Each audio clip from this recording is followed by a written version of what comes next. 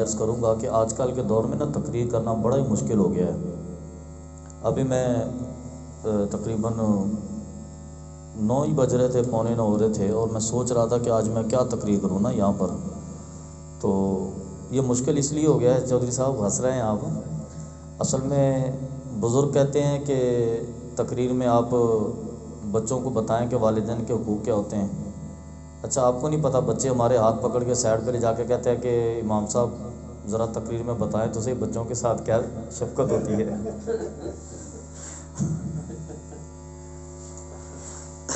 اب کیا کرے بندہ۔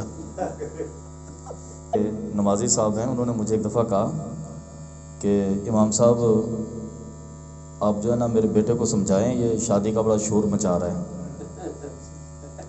تو میں نے اس سے وعدہ کر لیا، ٹھیک ہے جی میں انشاءاللہ ذمہ داری لے لی۔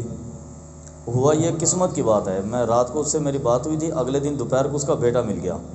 امام صاحب سلام دعا ہوئی، اچھا وہ نا موٹر سائیکل پہ رکا، نیچے اترا، سلام دعا کی اس نے۔ تو اس کے بعد وہ کہنے لگا کہ امام صاحب ایک تقریر کراؤنی ہے تو انہوں۔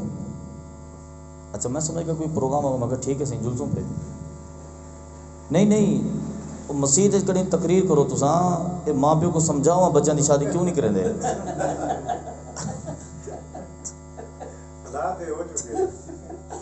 اب میں بڑا پریشان، میں نے کہا اب کیا کروں، اس کے ابو کو سمجھاؤں یا اس کو سمجھاؤں۔ تقریر بڑی مشکل ہو گئی ہے ویسے نا۔ تو وہ یہیں پر ایک صاحب تھے، وہ ذکر کر رہے تھے، کہہ رہے تھے کہ امام صاحب نے تو ہمیں صبر کرنا ہی سکھایا، کچھ اور بتاتے ہی نہیں ہیں۔ تو آج کے دور میں صبر کرنا بھی بڑی بات ہے، ٹھیک ہے نا۔ ہم صبر کر رہے ہیں، یہ بچوں والدین کی باتیں سنتے ہیں بچوں کے حوالے سے، بچوں کی باتیں سنتے ہیں والدین کے حوالے سے، صبر ہمیں کرنا پڑتا ہے۔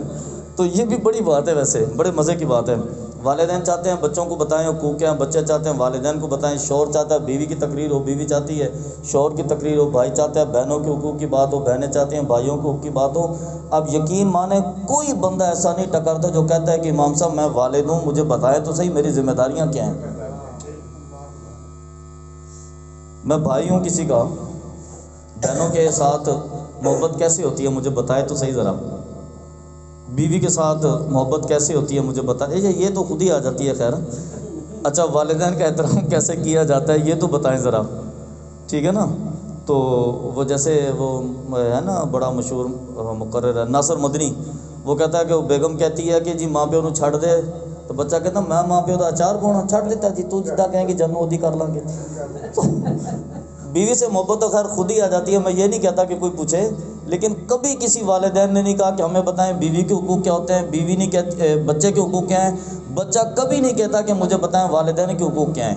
بیوی شوہر کے حقوق سیکھنے کے لیے تیار نہیں ہے، اور شوہر اپنے حقوق سیکھنے کے لیے تیار نہیں ہے۔ ہم ہمیشہ دوسرے کی ذمہ داری سمجھنا چاہتے ہیں، ہم یہ چاہتے ہیں کہ میں محلے دار ہوں، سارا محلہ جو ہے نا میرے حقوق پورے کرے، میں مسجد میں جاتا ہوں پوری مسجد کے لوگ میرے حقوق کا خیال رکھیں، اور جب میں بازار میں جاتا ہوں سارے راستے کلیئر ہو جائیں، میرے لیے راستہ وی آئی پی ہونا چاہیے، دکاندار میرا خیال کرے۔ یعنی کہ ہم بطور بیٹا والدین کے حقوق سیکھنے کے لیے تیار نہیں ہے، بطور والدین اولاد کے حقوق سیکھنے کے لیے تیار نہیں ہے، ہم دکاندار کے حقوق سیکھنے کے لیے تیار نہیں ہیں، ہم راستے کے آداب سیکھنے کے لیے تیار نہیں ہیں، ہم خود بطور محلے دار دوسروں کے حقوق پورے کرنے کے لیے تیار نہیں ہیں۔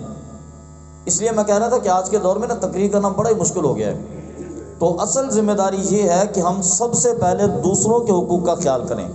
جب آپ دوسروں کا خیال رکھیں گے نا، آپ یقین مانیں اللہ تعالیٰ ایسے اسباب پیدا کرے گا کہ اللہ تبارک و تعالیٰ آپ کے سارے حقوق آپ کے پاس پورے کروا دے گا۔ یہ تو ہو ہی نہیں سکتا نا کہ آپ گندم بیجیں اور آپ کو چنے کاٹنے پڑیں، ہو ہی نہیں سکتا۔ نظام قدرت میں آپ یقین مانیں، نظام قدرت میں کسی کے ساتھ ناانصافی نہیں ہے۔ اگر آپ چاہتے ہیں ہماری اولاد ہمارا احترام کرے، آپ اپنے والدین کا احترام کریے۔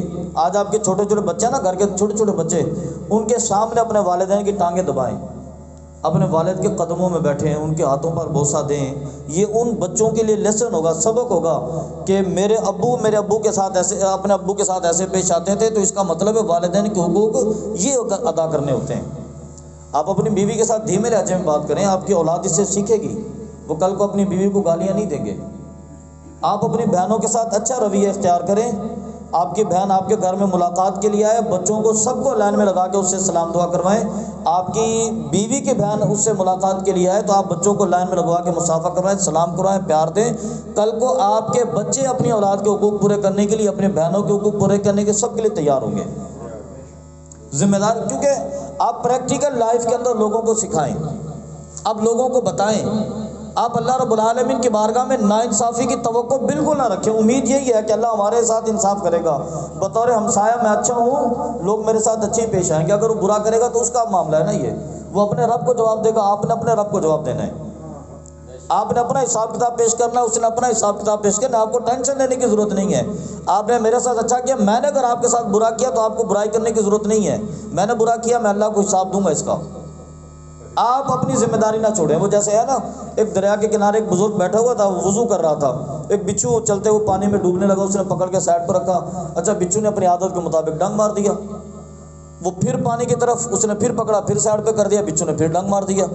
وہ 4-6 دفعہ یہ معاملہ ہوا تو کسی نے کہا کہ حضرت آپ چھوڑ کیوں نہیں دیتے، ڈوب کے مرنے دو۔ اس نے کہا وہ اپنی برائی سے باز نہیں آ رہا، میں اپنی اچھائی سے باز کیسے آ جاؤں؟ یہ تو سبق ہے میرے لیے۔ وہ اپنے کردار سے باز نہیں آ رہا، میں اپنے کردار سے باز کیسے آ جاؤں؟ اور دوسری بات ہے، جس بندے کے پاس جو کچھ ہوتا ہے نا وہی بانٹتا ہے۔ آپ کے پاس اخلاق ہے، اب بانٹ دیں۔ آپ کے پاس بد اخلاقی ہے، اب بانٹ دیں۔ کوئی گلہ نہیں ہے کسی کے ساتھ۔ کوئی بندہ آپ کو گالی دیتا ہے نا، اب سمجھ جائیں کہ اس کے دامن میں تھا ہی یہ کچھ، تربیت میں یہی تھا اس کے۔ کوئی بندہ آپ کے ساتھ مسکرا کے بات کرتا ہے، اب سمجھ جائیں کہ اس کے دامن میں تھی مسکراہٹ۔ اب دوسروں کے ساتھ اچھا رویہ رکھیں، اللہ تبارک و تعالیٰ آپ کے ساتھ کرے گا۔ اور آج کی ایک حدیث، نبی کریم صلی اللہ علیہ وسلم کی بارگاہ میں صحابہ کرام تشریف فرما تھے، تو آقا علیہ الصلوۃ والسلام نے پوچھا کہ بتاؤ سب سے بہترین صدقہ کون سا ہے؟ تو عرض کی کہ حضور سب سے بہترین صدقہ مسجد میں خرچ کرنا ہے۔ آپ نے فرمایا بہترین صدقہ ہے، لیکن یہ سب سے بہترین نہیں ہے، اور بات۔ اچھا حضور سب سے بہترین صدقہ والدین کی خدمت کرنا ہے، فرمایا صدقہ تو ہے یہ، لیکن بہترین صدقے کی بات کرو۔ حضور اپنی بیوی پر خرچ کرنا ہے، فرمایا صدقہ ہے یہ، لیکن بہترین صدقے کی بات ہے۔ حضور غریب کو دے دینا، آپ نے فرمایا بہت اچھی بات ہے، لیکن بہترین صدقہ نہیں ہے۔ جو میں چاہتا ہوں نا وہ بات کرو۔ حضور کسی مسکین کو دے دینا، فرمایا کہ وہ بھی بہت اچھی بات ہے، لیکن تم میری مراد تک ابھی نہیں پہنچے۔ حضور غریب کی مدد کر دینا، فرمایا ٹھیک ہے، لیکن تم میری مراد تک نہیں پہنچے۔ یتیم کے سر پہ ہاتھ رکھ دینا، فرمایا کہ بہترین بات ہے یہ، لیکن ابھی بھی تم میری مراد تک نہیں پہنچے۔ صحابہ کرام بتاتے رہے، حضور فرماتے رہے۔ عرض کی کہ حضور اللہ و رسول عالم، بس بات ختم۔ اللہ و رسول عالم، اللہ اور اس کا رسول ہی بہتر جانتا ہے کہ سب سے بہترین صدقہ کون سا ہے۔ آقا علیہ السلام نے فرمایا کہ سب سے بہترین صدقہ یہ ہے کہ تمہارا رشتہ دار ہو، غریب بھی ہو، حاجت مند بھی ہو۔ اور آگے سرکار نے پتہ کیا فرمایا؟ فرمایا کہ تمہارا رشتہ دار ہو، غریب بھی ہو، حاجت مند بھی ہو، تم سے ناراض بھی ہو، کسی نہ کسی طرح اس کے گھر میں اگر تم کچھ پہنچا دو نا تو یہ سب سے بہترین صدقہ ہے۔ تمہارا رشتہ دار ہو، حاجت مند بھی ہو، غریب بھی ہو، ضرورت مند بھی ہو، تم سے ناراض بھی ہو، اس کے گھر میں اگر تم کچھ پہنچا دو۔ ناراض اس لیے کہ دکھاوا کسی نہ کسی صورت میں آ ہی جاتا ہے۔ رشتہ دار کو دے دیا جی، چلو برادری کے اندر بڑا فخر ہوگا، 4 لوگ باتیں کریں گے، غریب تھا، ضرورت مند تھا، رشتہ دار تھا، لوگ کہیں گے کہ جی ماشاءاللہ فلانے ذمہ دار صاحب نے، فلانے سیٹھ صاحب نے جو ہے نا پیسے بھیج دیے، راشن بھیج دیا۔ لیکن جب ناراض ہوگا نا اور آپ نے کسی اور کے راستے سے بھیجا تو آپ نہ کسی کو بتانے کے لائق ہیں اور نہ اس کے اوپر تکبر کرنے کی یا خود نمائی کی گنجائش ہے۔ تو فرمایا کہ یہ بہترین صدقہ ہے، سب سے بہترین صدقہ، غریب ہو، رشتہ دار ہو، ضرورت مند، تم سے ناراض بھی ہو، فرمایا اگر وہاں تک پہنچا دو۔ اور یہ اچھا یہ امتحان بھی ہوتا ہے بندے کے لیے، یہ بڑا امتحان ہوتا ہے۔ کوئی ہم سے ناراض ہو جائے نا تو اللہ تعالیٰ کا تو معاملہ نہیں ہے، ہمارا طریقہ یہی ہوتا ہے، پھر ہم اس کی روٹی چھین لیتے ہیں۔ کوئی ہم سے ناراض ہو جاتا ہے نا تو ہم نے جو اس کی ضروریات رکھی ہوتی ہیں، کبھی ہو جاتا ہے کوئی رشتہ دار، تو ہم سب سے پہلے وہ راستہ بند کرتے ہیں۔ تو اس لیے آقا علیہ السلام نے فرمایا کہ سب سے بہترین صدقہ ہے یہ۔ تو یہ بانٹنے کی ایک ضرورت ہے آج کل کے دور میں، یہ آج کل کا ایک طریقہ ہے۔ آج جو ہر طرف مشکلات نظر آتی ہیں نا، ان مشکلات کے اندر ان کو حل بھی تو ہم نے کرنا ہے نا، تو آپ آگے بڑھیں۔ اللہ تبارک و تعالیٰ نے جو آپ پر کرم کیا ہے نا، اس کرم کو آزمائیے۔ اللہ تعالیٰ نے جو آپ پر رحمتیں نازل کی ہیں، اس رحمتوں کو تقسیم کریں۔ اور جو رحمت ہوتی ہے نا، تقسیم کرنے سے بڑھتی تو ہے، کم نہیں ہوتی۔ وہ علامہ مثنوی رومی کے اندر انہوں نے مثال دی نا، فرمایا کہ کمرے کے اندر 99 چراغ پڑے ہوں، 100واں چراغ آپ کے ہاتھ میں ہے، اس کے ساتھ ایک چراغ روشن کیا، دوسرا کر دیا، تیسرا کر دیا، چوتھا کر دیا، پانچواں کر دیا، تو کیا وہ پہلے چراغ کی روشنی کم ہوگی؟ عرض کی نہیں حضور، پہلے چراغ کی روشنی کم تو نہیں ہوگی، لیکن کمرے میں روشنی تیز ہو جائے گی بڑی۔ تو آپ نے فرمایا کہ خدا کی رحمت ایسی ہوتی ہے، اللہ کا نور ایسے ہی ہوتا ہے، وہ تقسیم کرنے سے بڑھتا ہے، وہ تقسیم کرنے سے بڑھتا ہے۔ خدا کی عطا ہو جائے نا، اس کو تقسیم کر دیں۔ وہ حضرت موسیٰ علیہ السلام کے گزر رہے تھے راستے سے، ایک بندہ آ گیا، انہوں نے کہا کہ موسیٰ آپ اللہ کے کلیم ہیں، اللہ کے دوست ہیں، اللہ کے محبوب ہیں بڑے، آپ اللہ کی بارگاہ سے دعا کریں، بڑی غربت ہے، بڑی تنگ ہو گیا ہوں میں کھانا کھانے کے لیے، پریشانی ہو گئی ہے بڑی، آپ اللہ سے دعا کریں یار میری زندگی میں جتنا رزق ہے نا وہ اللہ ایک ہی دفعہ مجھے دے دے، میں کھا لوں ایک دفعہ سکون کے ساتھ، یار ایسے روز روز پریشان ہوتا رہتا ہوں۔ حضرت موسیٰ نے خدا کی بارگاہ میں دعا کی، اللہ تعالیٰ نے جتنا رزق تھا نا اس بندے کو دے دیا ایک ہی دفعہ۔ اب وہ یہ کہ موسیٰ علیہ السلام سفر پہ جا رہے تھے، چلے گئے، جب وہ کافی عرصے کے بعد ایک دفعہ دوبارہ یہاں سے گزر ہوا نا، آپ نے دیکھا کہ ایک بہت بڑا محل بنا ہوا ہے، اور محل بنا ہوا ہے اس کے اندر ایک سائڈ پہ نا سینکڑوں دیگیں پک رہی ہیں، اور سینکڑوں ہزاروں کی تعداد میں لوگوں کا مجمع، سارے کھانا کھانے کے منتظر۔ حضرت موسیٰ علیہ السلام نے دیکھا منظر، فرمایا کہ یار یہ بڑا محبوب بندہ ہوگا خدا کا۔ اب چلے گئے اس سے ملاقات کے لیے، جب اس کے پاس پہنچے تو آپ نے دیکھا یہ تو وہی بندہ تھا یار جو روٹی کے لیے محتاج ہوا پڑا تھا بڑا۔ آپ بڑے حیران ہوئے، آپ نے فرمایا کہ یہ عیش و عشرت یہ کہاں سے ہے؟ اس نے میری ہے یہ سب، یہ دیگے کھانے کی، اس نے کہا میری ہے ساری، یہ محل یہ بھی میرا ہے۔ حضرت موسیٰ بڑے حیران ہوئے، آپ نے فرمایا کہ عجیب بات ہے، کمال ہے یار، تم کچھ عرصہ پہلے روٹی کے لیے تنگ تھے بڑے، تم تو کھانے کے لیے پریشان تھے، اتنا کچھ کہاں سے آئے؟ انہوں نے کہا کہ دیکھیں بات یہ تھی کہ اللہ تبارک و تعالیٰ نے مجھ سے، اللہ تعالیٰ نے وعدہ کیا نا بندے کے ساتھ کہ تم میرے راستے میں خرچ کر، ایک کے بدلے میں 10 تجھے عطا کروں گا۔ وَمَن يَعْمَلْ مِثْقَالَ ذَرَّةٍ شَرًّا يَرَهُ وَمَن يَعْمَلْ مِثْقَالَ ذَرَّةٍ نہیں مَنْ عَمِلَ فَلَهُ عَشْرُ أَمْثَالِهَا۔ قرآن میں ایک جگہ اللہ نے ذکر کیا ہے کہ جو نیکی کرتا ہے نا اللہ اس کو 10 گنا زیادہ عطا کرتا ہے۔ تو کہتا ہے کہ اصل میں مسئلہ یہ ہوا کہ اللہ تعالیٰ نے جتنا رزق مجھے عطا کیا تھا نا وہ سارے کا سارا رزق، اس میں سے آدھا میں نے کھا لیا، آدھا اللہ کے نام پہ صدقہ کر دیا۔ اب ہوا یہ کہ مثال کے طور پر اس کے رزق میں 100 روپے تھا، 50 روپے اس نے خود کھا لیے، 50 اللہ کے نام پہ بانٹ دیے۔